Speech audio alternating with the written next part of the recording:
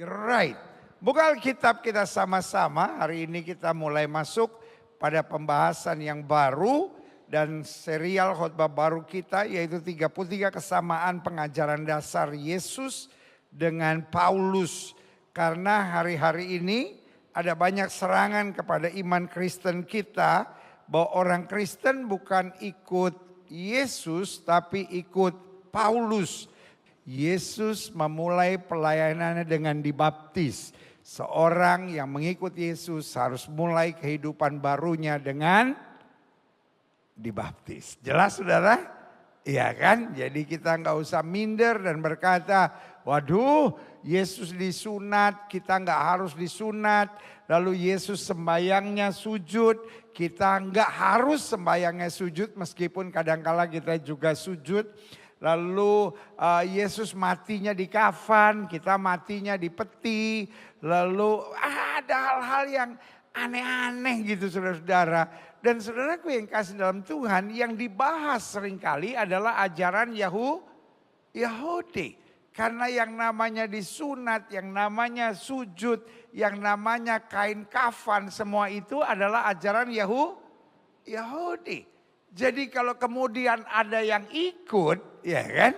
Ada yang ikut, ada yang apa saudara? Ikut, jangan belagu ya kan? Karena itu semua ajaran Yahudi. Tetapi Yesus memulai pelayanannya dengan apa saudara? Dibaptis. Lalu ada orang Kristen yang kemudian imannya goyah. Karena mungkin dia tidak terlalu mengerti Alkitab. Sehingga dia pikir iya ya, di Alkitab kan ada banyak ajarannya ajaran Paulus. Jadi jangan-jangan kita ini sedang ikut ajaran Paulus. Saya punya teman orang Kristen juga.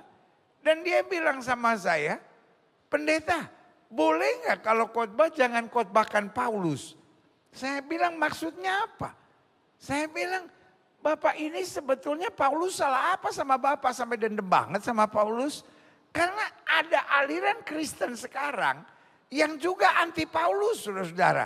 Ini yang saya bilang kurang pengajaran. Nah selama 33 minggu ke depan saya akan buktikan dalam Alkitab bahwa pengajaran Yesus dan pengajaran Paulus tidak bisa dipisahkan. Amin. Kita mulai dari pokok pertama yang paling penting dalam iman Kristen. Yesus adalah Mesias dan Kristus. Sama-sama bilang sama saya, Yesus adalah Mesias dan Kristus. Amin. Ini yang kita mau belajar. Saya mau sudah lihat pandangan Yesus dan pandangan Paulus. Yesus bilang apa? Matius 16 ayat 15 sampai 17. Lalu Yesus bertanya kepada mereka, tapi apa katamu? Siapakah aku ini? Who am I?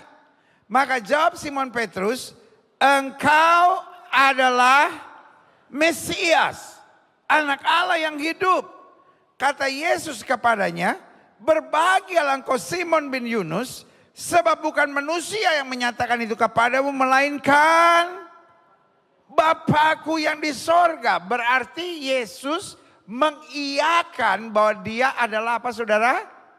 Mesias, Son of the living God. Dan istilah anak Allah yang hidup artinya dia datang dari Allah itu sendiri. Jadi istilah anak Allah yang hidup itu bukan berarti Allah beranak. Sama seperti anak Medan berarti dia berasal dari Medan. Anak Surabaya artinya dia berasal dari Surabaya. Anak Papua artinya dia berasal dari Papua. Anak Betawi artinya dia berasal dari Betawi. Anak Jaksel artinya, oh bukan anak Jaksel ini kalau gitu. Anak Jaksel artinya dia berasal dari Jaksel. Jadi kalau ada orang yang bilang anak Allah, berarti Allah itu beranak. Aduh, itu dungunya kata Rocky Gerung udah akut.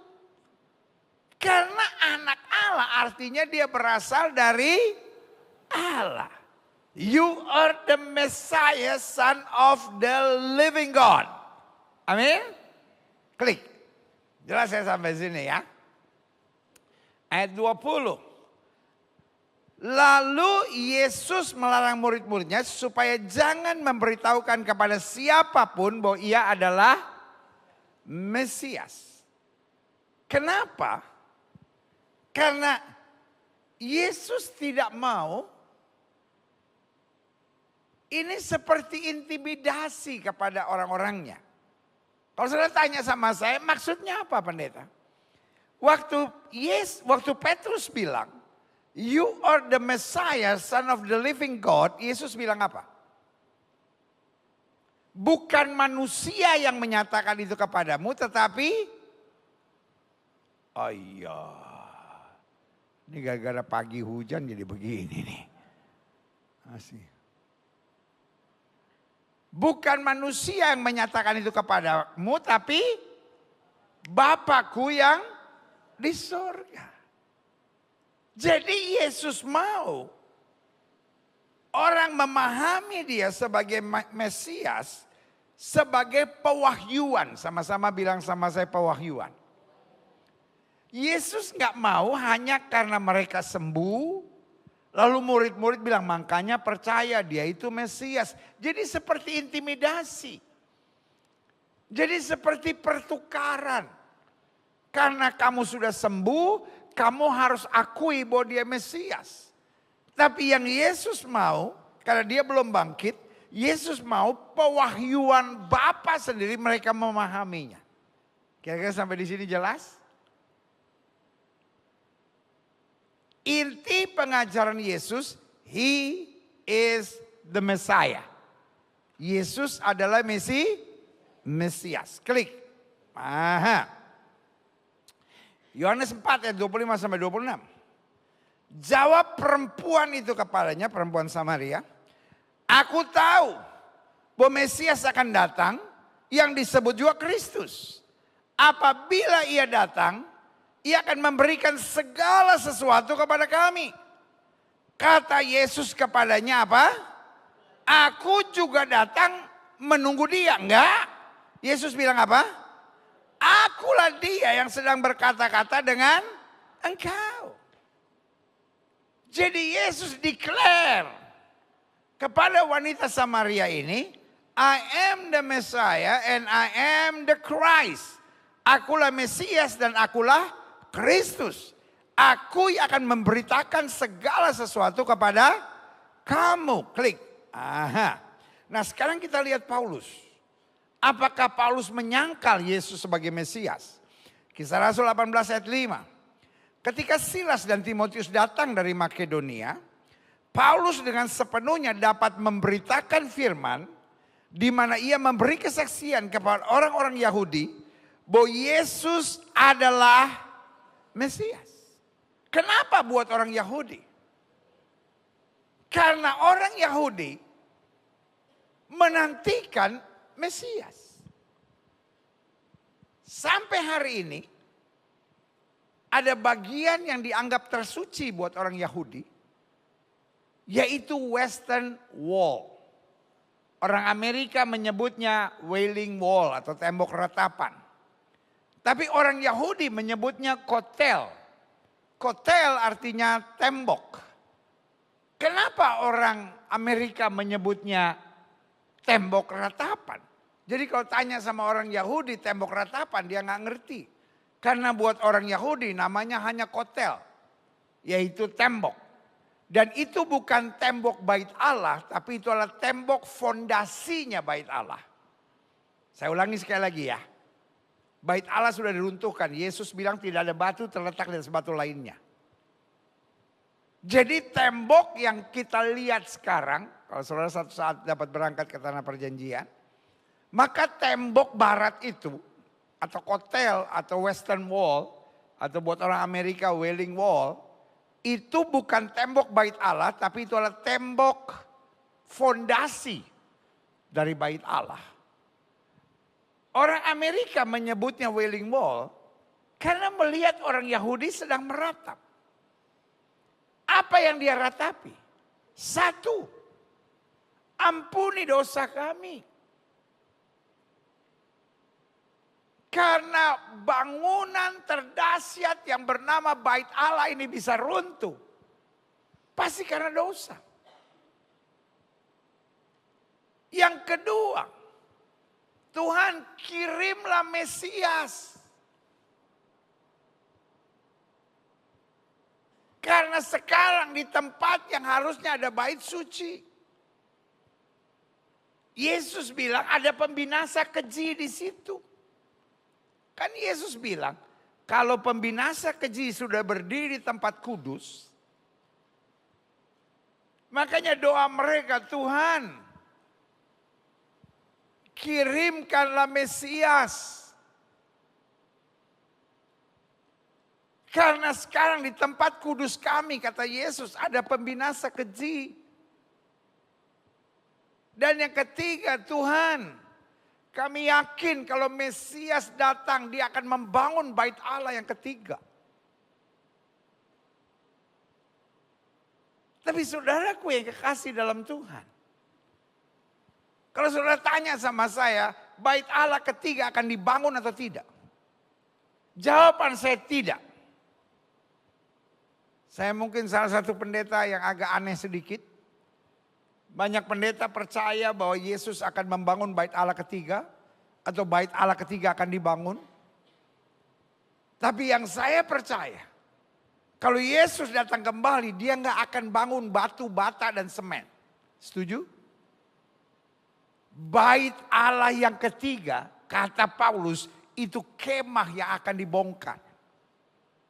Yaitu apa? Yaitu gereja Tuhan. Lalu saudara tanya sama saya, jadi the third temple. Jadi bait Allah yang ketiga sesungguhnya itu apa? Bait Allah yang ketiga sesungguhnya adalah sorga. Di mana Allah sendiri akan berdiam di tengah-tengah umatnya. Berikan tepuk tangan yang meriah buat Tuhan. Amin. Jelas?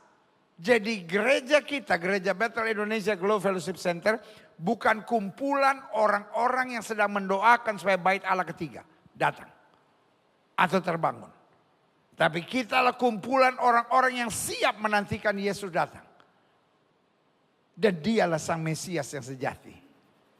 Dia bukan datang untuk pertama kali, tapi dia datang untuk kedua kali. Untuk menjemput kita gerejanya bersama dengan dia di bait Allah yang penuh kemuliaan yang bernama sorga. Katakan amin. Jadi Paulus jelas bilang, di mana ia memberi kesaksian pada orang-orang Yahudi bahwa Yesus adalah Mesias. Jadi Paulus tekankan yang kamu nantikan itu sudah datang. Klik. Aha. Kisah para Rasul 18 ayat 28. Sebab dengan tak jemu-jemunya ia membantah orang-orang Yahudi di muka umum dan membuktikan dari kitab suci bahwa apa saudara? Yesus adalah Mesias. Jadi saudaraku yang kasih dalam Tuhan, jelas bukan Paulus pendiri agama Kristen. Saya buat statement yang sangat tegas. Bukan Paulus pendiri agama Kristen. Kalau saya ngomong di gereja lain pasti ada yang bilang amin. Cuma karena udah bosen dengar saya jadi saudara lihatin saya.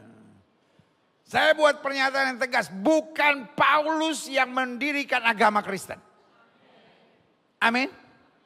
Karena nama Kristen itu sendiri artinya orang-orang yang hidup seperti Kristus.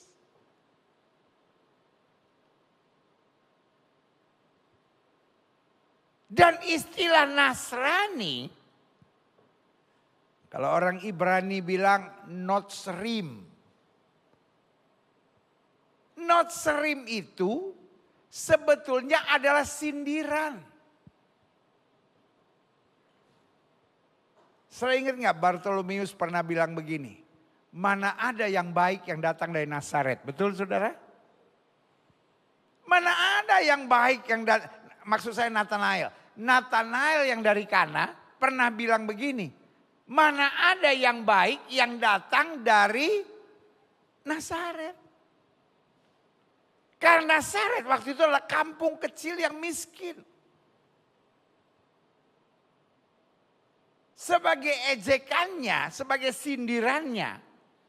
Itu loh, kelompok orang-orang yang ikut orang kampung dari Nazaret itu, makanya namanya Notserim. Dilanjutkan ke bahasa Indonesia menjadi Nasrani. Apa itu Nasrani? Mungkin buat sebagian orang itu Kristen. Tetapi sebetulnya itu ejekan maupun sindiran. Itu loh pengikut orang-orang yang belajar dari orang yang dari kampung bernama Nazaret itu. Jadi pendiri iman Kristen adalah Kristus itu sendiri. Kristus memang tidak menyatakan mari mulai sekarang. Kita keluar dari agama-agama kita dan saya mendirikan agama yang baru yang bernama Kristen. Tetapi yang Kristus ajarkan adalah cara hidup. Sama-sama bilang sama saya cara hidup. Sama-sama bilang sama saya pandangan hidup. Amin. Sehingga Alkitab bilang apa? Hidupku bukannya aku lagi tapi Kristus yang hidup dalam aku. Tetapi ketika cara hidup dan pandangan hidup berbeda, maka di Antioquia orang melihat ada orang yang cara hidup dan pandangan hidupnya sangat berbeda. Orang menyebutnya Kristen. Jadi Kristen bukan sebuah proklamasi. Tetapi Kristen adalah reaksi orang dalam melihat kehidupan yang berkualitas. Sampai di sini jelas gak? Amin. Jadi bukan mereka pakai spanduk kami orang Kristen ten. Kami orang Kristen ten. Bukan.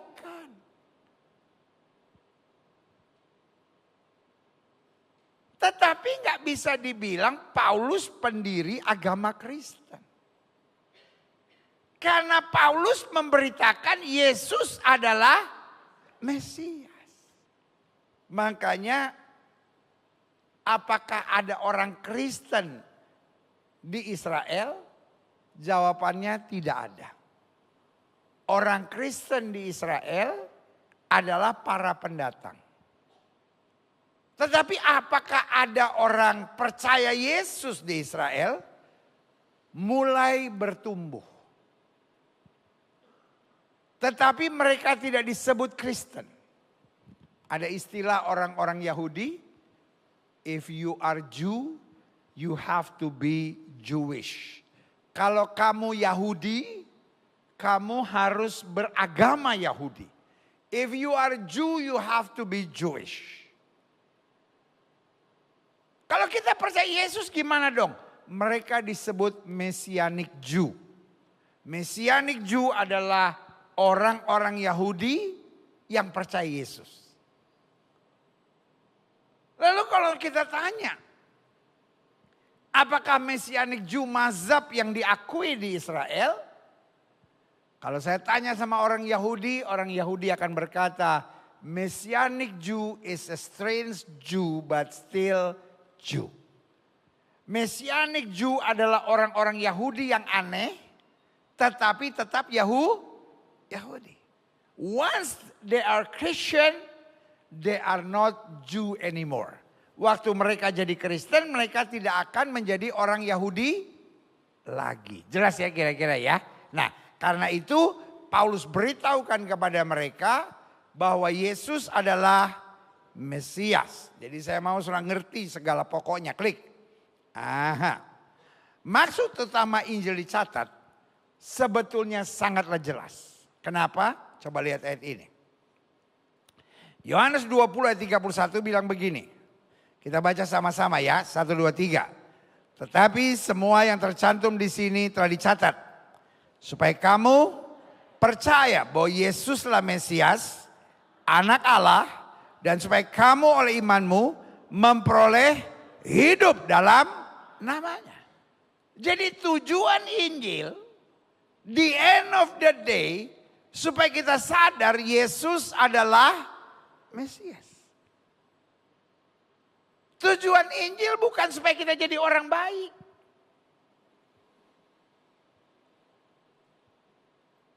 Oh jadi kalau kita jadi Kristen gak harus jadi baik. Supaya kita percaya Yesus adalah Mesias. Dan waktu kita percaya Yesus adalah Mesias, kita hidup seperti Kristus. Jadi jangan dibalik. Ayo kita sama-sama yuk jadi orang baik. Supaya kita dapat memuliakan Kristus. Jangan dibalik. Ayo kita dekat sama Yesus. Karena dekat dengan Yesus otomatis menjadikan kita pengikut Kristus dan taat pada Kristus. Amin. Selalu saya bilang gini. Jangan pisahkan kebaikan dari Kristus. Kalau kita belum sempurna, jangan coba menyempurnakan diri, tapi makin dekat dengan Yesus. Karena semakin kita dekat dengan Yesus, yang pertama semakin kita mengerti Yesus.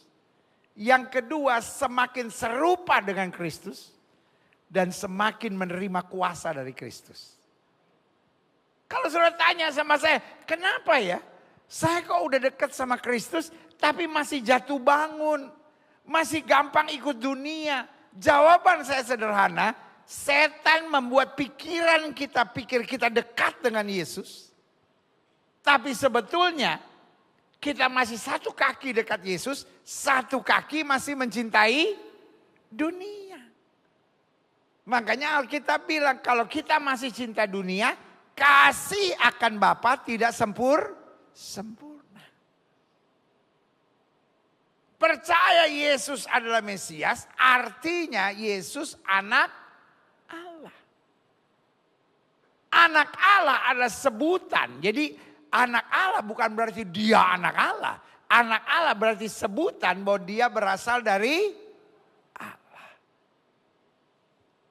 pada mulanya adalah firman. Firman itu bersama-sama dengan Allah. Firman itu adalah Allah. Tapi firman itu turun berdiam bersama dengan kita. Supaya kita diampuni, supaya kita dibebaskan, supaya kita dilepaskan. Supaya kita mengenakan manusia baru di dalam dirinya. Berikan tepuk tangan yang meriah buat Tuhan. Klik. Jadi jelas ya. Saya simpulkan begini. Masiah dalam bahasa Ibrani atau Mesias. Berasal dari Kristus. Bahasa Yunani. Jadi ingat ya. Dari Masiah bahasa Ibrani. Lalu Kristus dalam bahasa Yunani. Dalam bahasa Indonesianya berarti kata Masyiah atau kata Kristus yang dipilih, yang diurapi. Kenapa dia dipilih? Kenapa dia dipilih dan diurapi? Karena dia berasal dari Allah itu sendiri. Jelas sampai di sini? Klik. Aha. Dalam perjanjian lama, istilah yang dipilih atau yang diurapi menuju pada raja, imam, dan nabi. Jadi mulainya imam, raja, lalu kemudian nabi. Karena inilah cara Allah untuk menyelamatkan.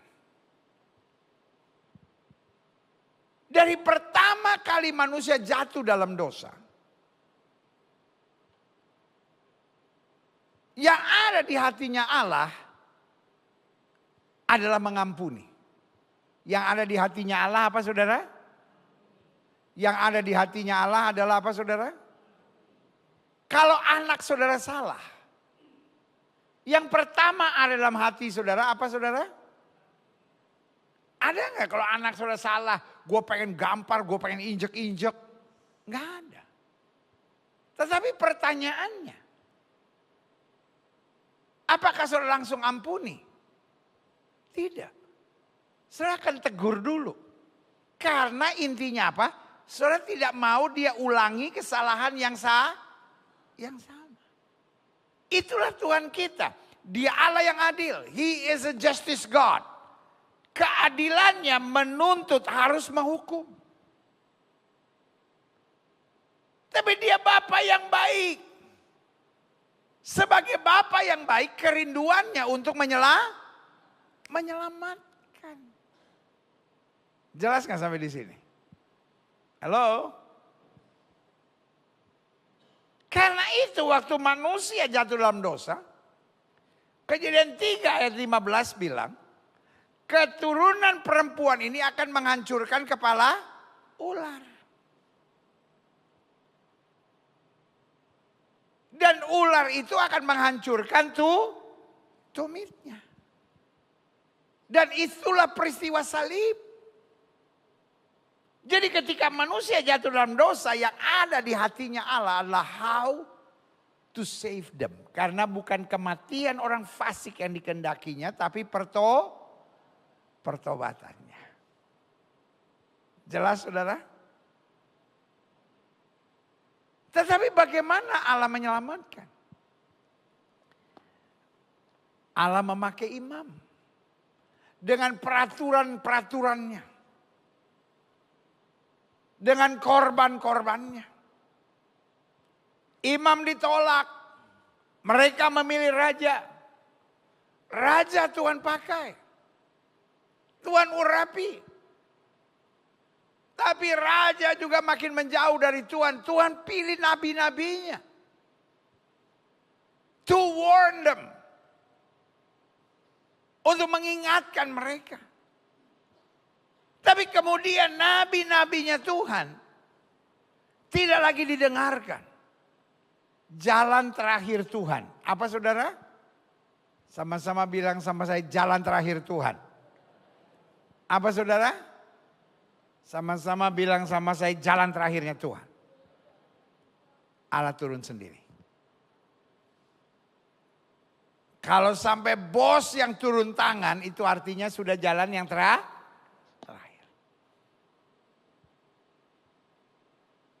Dia turun tangan sendiri. Itulah yang disebut Sang Mesias. Apakah imam diurapi? Yes. Apakah raja diurapi? Yes. Apakah nabi diurapi? Yes. Tetapi Yesus yang diurapi itu sendiri. Artinya ketika yang lain gagal, Yesus menyelesaikan dengan caranya yang ajaib. Berikan tepuk tangan yang meriah buat Tuhan. Klik. Selanjutnya. Namun semuanya mengarahkan pada kedatangan apa? Sang Mesias di akhir zaman. Karena seperti yang Paulus bilang, semuanya itu hanyalah gambaran samar. Tetapi yang sempurna kemudian akan datang. Klik. Nah, kalau kita bicara Sang Mesias, maka yang pertama, ingat Yesus pernah bilang apa? Aku datang bukan untuk merombak Taurat, tapi untuk menggenapinya. Dan Alkitab bilang tidak ada satu titik akan berlalu sebelum semuanya digenapi. Karena itu yang pertama, dia harus menggenapi diri. Dia adalah nabi, dia adalah imam, tapi sekaligus dia adalah raja. Klik. Ini penggenapannya. Yohanes 1 ayat 1. Pada mulanya adalah firman. Firman itu bersama-sama dengan Allah. Dan firman itu adalah Allah. Dia menggenapkan diri sebagai nabi. Nabi pembawa firman. Tetapi dia adalah sang firman itu sendiri. Ya, sengaja saya kasih bahan yang jelas supaya iman saudara nggak bisa digoncangkan dengan apapun lagi. Klik. Aha. Ibrani 4 ayat 14 sampai 15. Jadi ingat ya, Yohanes 1 menggambarkan Yesus adalah firman. Sementara Nabi memberitakan firman, Yesus adalah sang firman itu sendiri. Oke? Ibrani 4 ayat 14 sampai 15. Karena kita sekarang mempunyai, dia bukan hanya imam. Imam besar agung. Sama-sama bilang sama saya, imam besar agung. Yang telah melintasi semua langit. Yaitu Yesus, anak Allah, berasal dari Allah. Baiklah kita teguh berpegang pada pengakuan iman kita. Karena kita gak ikut mazhab apa lagi. Tapi kita ikut Yesus. Sama-sama bilang saya ikut Yesus. Sebab imam besar yang kita punya bukanlah imam besar yang tidak dapat turut merasakan kelemahan-kelemahan kita. Sebaliknya, sama dengan kita, ia telah dicobai hanya tidak berbuat dosa. Imam pada zaman dulu hanyalah melakukan kegiatan-kegiatan ibadah. Tetapi Kristus, kenapa dia disebut imam besar agung? Karena dia bukan hanya membawa darah anak domba, tapi dia membawa darahnya sendiri. Sehingga kita meneladani dia, sama-sama bilang saya harus meneladani dia.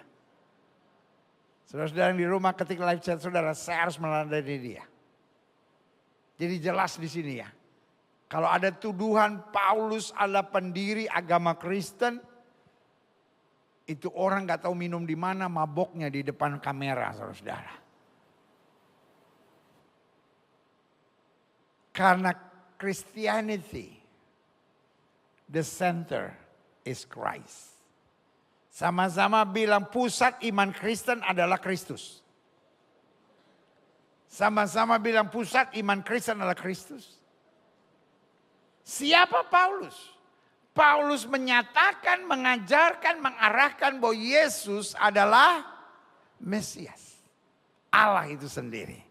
Dia merasa, dia mengerti segala kelemahan kita. Klik. Matius 26 ayat 18. Dia sudah buktikan Yesus adalah apa saudara? Nabi. Karena dia bukan hanya memberitakan firman, dia sang firman. Yang kedua, dia adalah imam.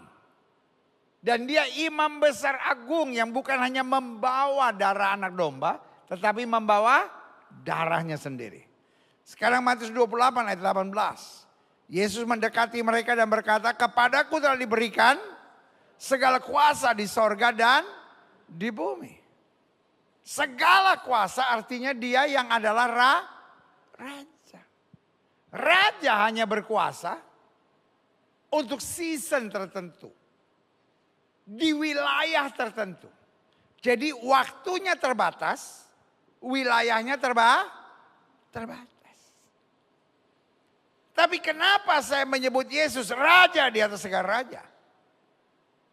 Karena dia ada sebelum dunia ini ada dan dia tetap ada setelah dunia ini sudah tidak ada lagi. Jadi waktunya tidak terbatas. Sama-sama bilang sama saya, waktunya tidak terbatas. Wilayahnya tidak terbatas. Karena dia empunya sorga serta di bumi. Makanya jelas Alkitab bilang, dialah Raja Damai.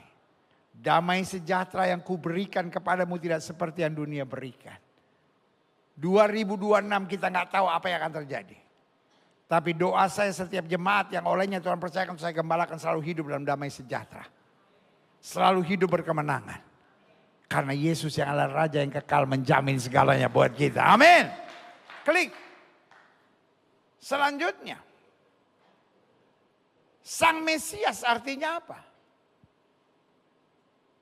Sang Mesias juga artinya pembebas dan pelepas. Saudara ingat gak? Waktu Yesus mau naik ke sorga. Murid-murid bertanya. Kapan engkau mau mendirikan kerajaan bagi Israel? Karena konsep orang Yahudi.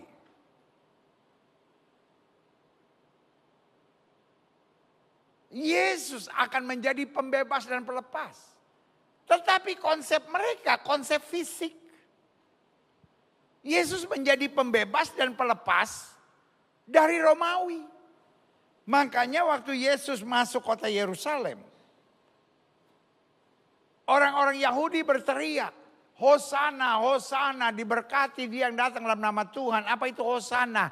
Help me. Tuhan tolong kami, bebaskan kami, lepaskan kami.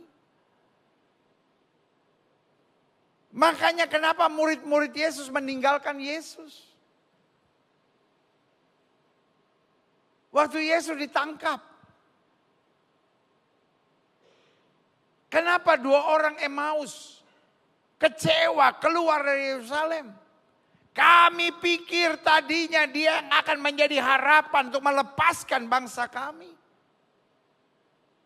Kenapa banyak orang Yahudi sampai sekarang?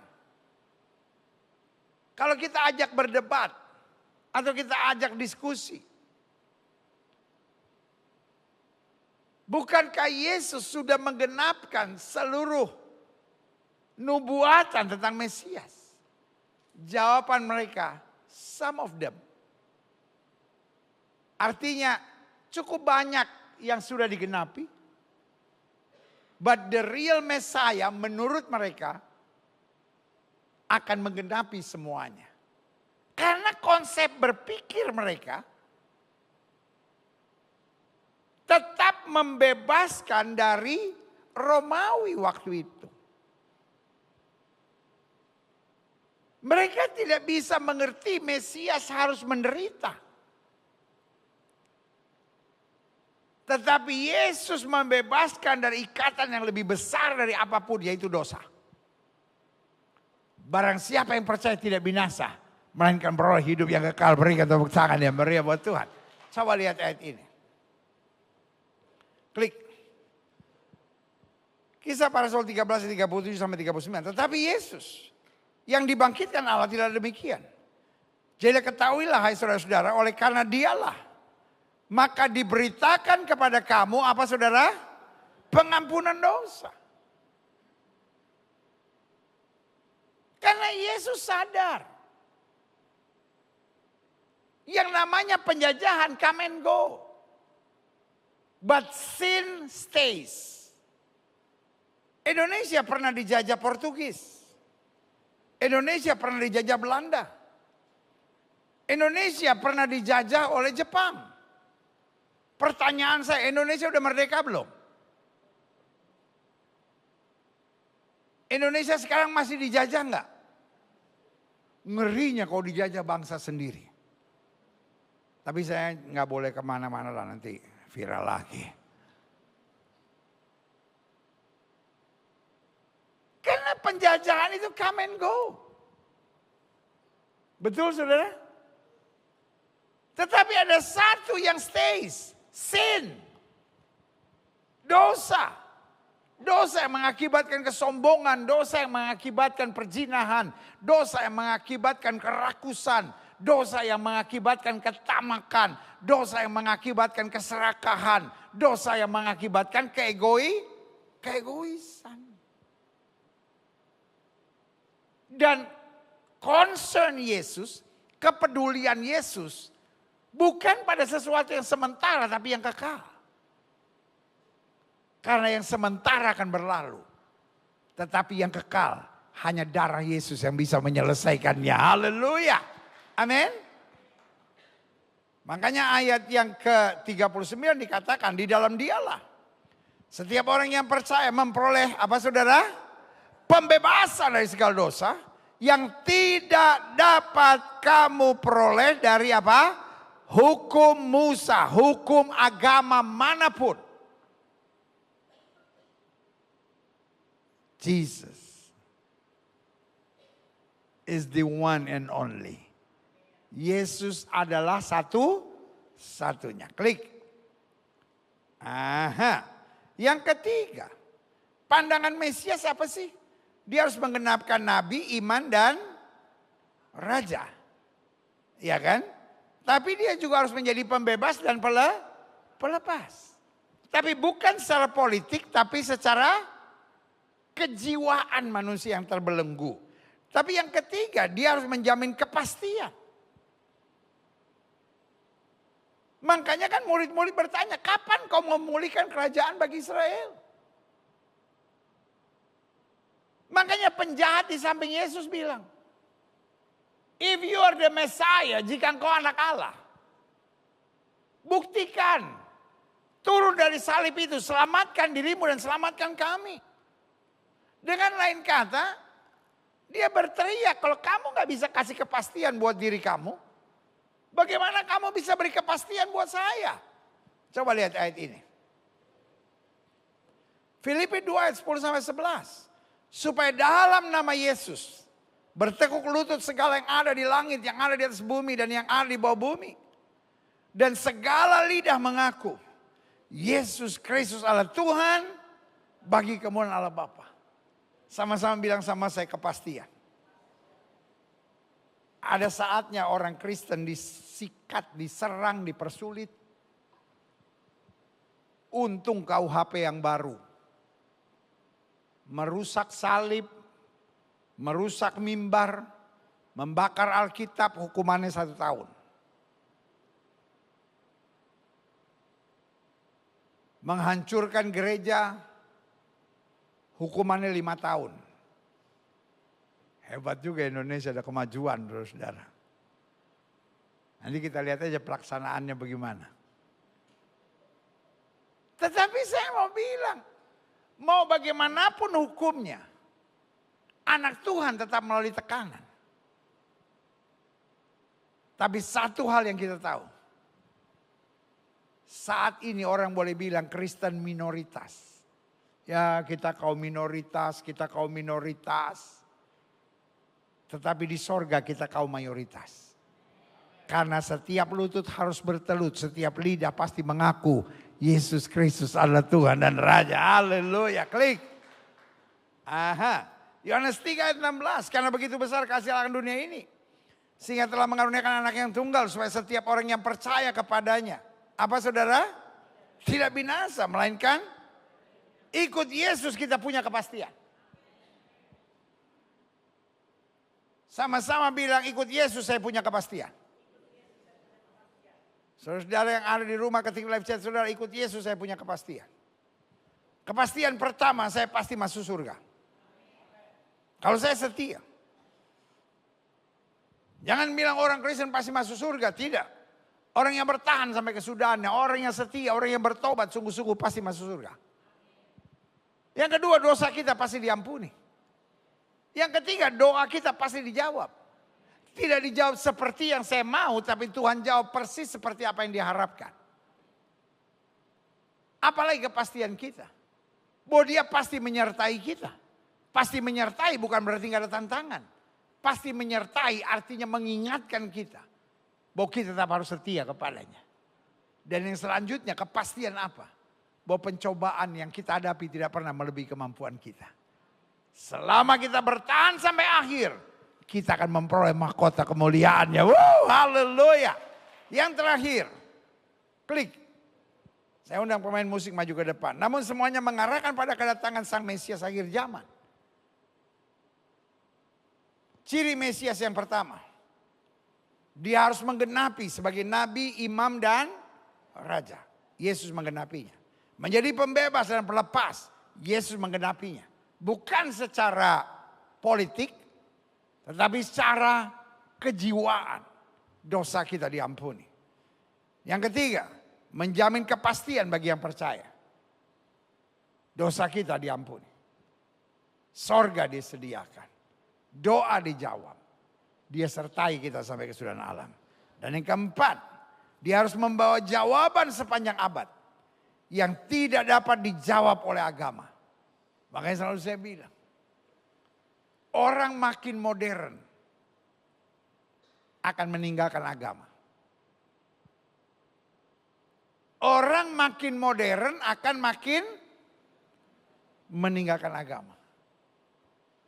Makanya di Eropa tingkat orang ateis, tingkat orang agnostik makin tinggi. Karena semuanya main di pikiran.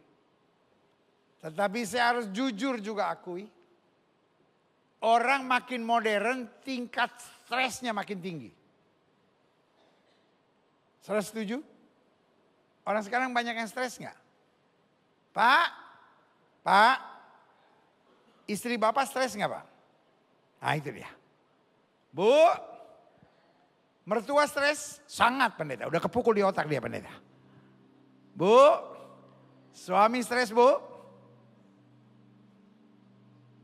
Karena hanya Yesus yang punya jawaban. Agama hanya memberikan tanggung jawab. Tapi Kristus memberi jawaban. Makanya semua agama boleh saudara pelajari. Hanya ada satu yang bilang, mari hei kamu yang letih lesu dan berbeban, aku akan beri kelegaan kepadamu. Wuih, aturan agama kamu harus. Kalau tidak akan.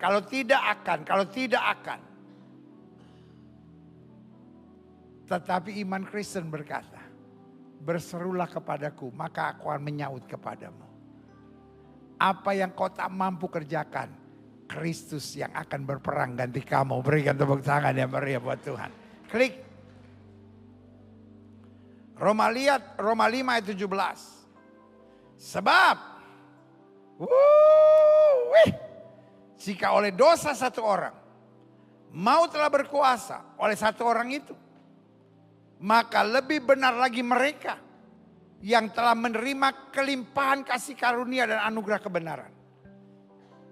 Sama-sama bilang sama saya menerima kelimpahan kasih karunia dan anugerah kebenaran. Kita bukan orang-orang hebat. Kita orang-orang yang cuma menerima kelimpahan kasih karunia dan anugerah kebenaran. Maka kita akan hidup dan berkuasa oleh karena satu orang itu, yaitu Yesus Kristus. Amin. Jadi hari ini saya mau bilang, ada sebuah jawaban yang agama tidak bisa menjawab. Jadi kalau orang bilang, oh iman Kristen bukan percaya Yesus. Iman Kristen didirikan oleh Paulus. Orang yang ngomong begitu kita kasih susu segar. Karena itu mabok yang belum beres, saudara. Karena katanya kalau orang mabok kasih susu segar. Nanti dia muntah-muntah baru racunnya keluar. Itu kebanyakan racun di otak, saudara. Karena mabok ganja itu bisa beres. Mabuk alkohol bisa beres. Yang paling parah mabuk agama. Mabuk yang paling parah apa saudara? Ada lagi mabuk yang jelek juga, mabuk kekuasaan. Nah mabuk agama sekaligus mabuk kekuasaan. Nah itu mesti minum susu segar saudara. Agak gak jelas itu otak itu. Tapi hari ini saya mau bilang, Yesus adalah jawaban. Baik Kristus maupun Paulus, fokusnya sama. Jesus is the Messiah, Son of the living God. Dia menggenapi seluruh firman Tuhan. Yang kedua, dia menjadi apa saudara? Kepastian. Yang ketiga, dia menjadi apa? Pelepas. Dan yang keempat, dia menjadi apa saudara? Jawaban. Kita menerima kelimpahan kasih karunia dan anugerah yang sempurna. Berikan tepuk tangan yang meriah buat Tuhan.